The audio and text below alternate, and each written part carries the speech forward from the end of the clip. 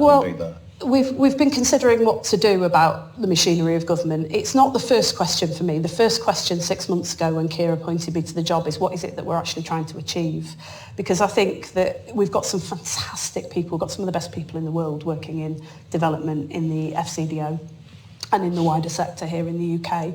But we lost capacity, we've lost direction. And so for me, the important thing was to make some decisions very quickly about how we're going to bring that strategic focus back to our work through this issue of climate, poverty and debt, and returning our aid budget to its original purpose. Now that we've figured that out, we're looking at what we need to do in order to rebuild that capacity, bring in the skill set that we need to deliver on that agenda. And that may involve changes to government, but that's not a decision that we've yet made. And the other phrase that you use that's quite striking is a whole government approach to development. Can you just tell us what do you mean by? Yeah, well, I mean, it's obviously helpful to have the Treasury on side. Yeah, first of all, that we, and David and Keir and I and John Healey have been very clear that we see defence, development and diplomacy as the three pillars of our engagement with the world. And actually, under this government, development in particular has been downgraded. We see it very differently. We see the three things as having to work hand in hand. And there's no better example of that actually at the moment than in Gaza, where the prospect of getting a ceasefire is only possible if there's a horizon to work towards. And the Palestinian people in particular have to have hope and belief that there will be a viable Palestinian state with opportunities for the next generation to do well, which means that development becomes very, very central to the prospect of diplomacy succeeding.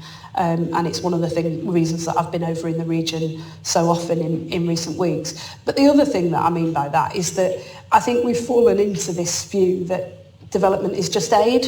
And I think that trade, jobs, livelihoods, all these things matter just as much as food and water and all the other things that are very much associated with our aid budget.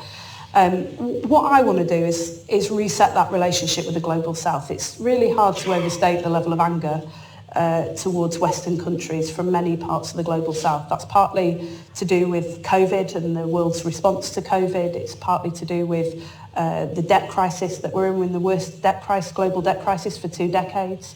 And not one single country has been able to use the current system to escape that. We're going backwards on almost every one of the global goals. In the face of that, if you're turning up and saying to me, I think we're doing this well, then you're probably in the wrong job. And so we've got to think differently about what we do, and we've got to help those countries deliver on their own ambitions of long-term economic development. There's a whole generation of young people across Africa and across the Middle East in particular coming of age right now who have known very little but war and conflict. They've had virtually nothing in the way of education, and they've got very little in the way of economic prospects. And so our job is to walk alongside them as partners, not telling them what their ambitions are, but helping them to realise those ambitions. That's going to take every single government department working together in order to do it. You talked about resentment. Isn't it also partly the perceived hypocrisy of the contrast between our stances on Ukraine and Gaza? It's raised with me everywhere. That there's a real concern about indifference around Gaza, and if I could give one message to those people who feel both here in the UK and over in Israel, Palestine and the wider Middle East. I've been in Jordan and Egypt in recent weeks. It's that we are absolutely not indifferent to what is happening, and that's not just because this is now a regional crisis that is having knock-on effects across the rest of the world. It's not just because you can see what's happening with countries turning towards China and Russia for support and away from the West. It's because actually Britain has a long and deep involvement in Israel and Palestine, and actually I do as well, having been involved in the Palestinian cause for a decade before I was appointed to this role, and we couldn't care more about helping to resolve it. I think the last generation really has dropped the ball, that we've had 15 years of people talking about a two-state solution whilst the prospect of a two-state solution disappears literally in front of children's eyes in the West Bank. And we've got to, there's nothing good that comes out of a moment like this, except that we've got to focus minds, and our generation has to pick this up and make sure that we're the last generation to be dealing with what has been a decades-long crisis. So why then is there this perception of, I mean, as an Indian friend put it to me recently, white lives count more for the West? I think, there's been a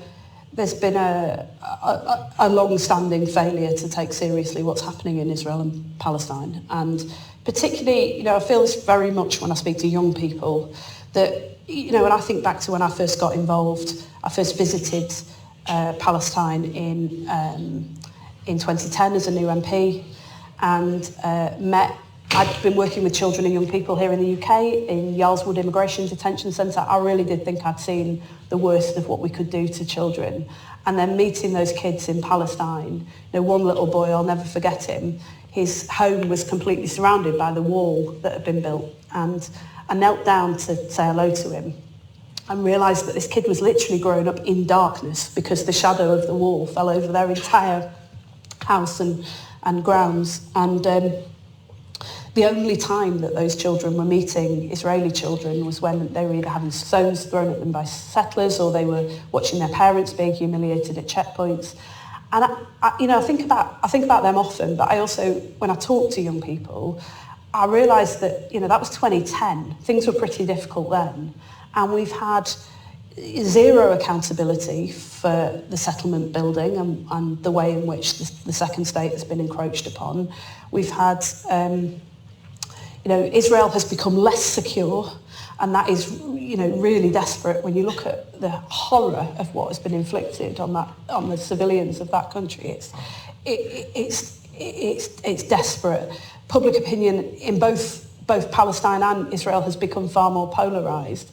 And I'm not surprised that younger generation is saying, so if you've been talking about the two-state solution, but don't you see, you've got to do things to make this real. So, I think a new approach is needed, and I think a redoubling of effort around this is needed.